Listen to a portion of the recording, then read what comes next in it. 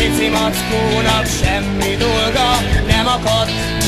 Eszébe jutott, hogy motorozni kéne, mégpedig len jó sokat.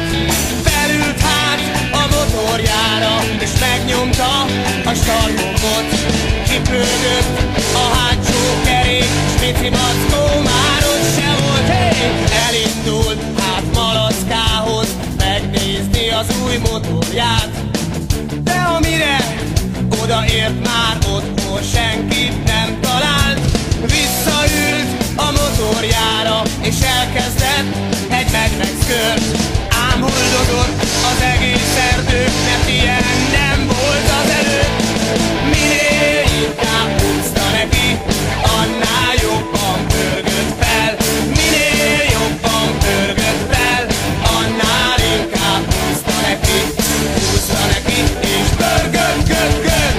Pici mackó örjöngött, gött. Húzta neki, és pörgött, gött, gött. Pici mackó örjöngött.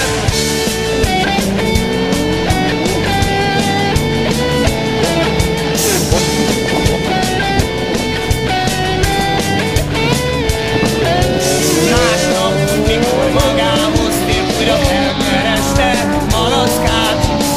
De amire odaért, már eladta a motorját, és jól lecseszte Malackát, hogy lehetett ilyen lüke. Ahelyett, hogy örült volna, hogy volt egy Frankó Harley-e. Ismert erdei körökben az az általános nézet, hogy nem tehetek a motorba olaj helyett mézet. És a HD nem a féle szerény verregő, van benne vas hengerenként 200 lóerő. Minél inkább húzta neki, annál jobban pörgött fel. Minél jobban pörgött fel, annál inkább húzta neki. Húzta neki, és pörgött, gött, gött.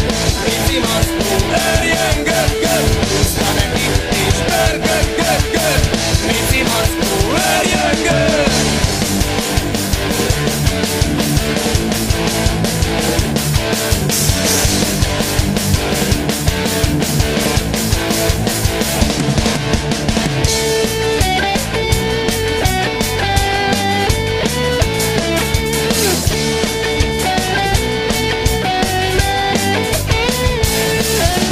Pici mackó a barátok, és gyakran elszerelgetünk azokat a motorokat, mit mind a ketten ismerünk.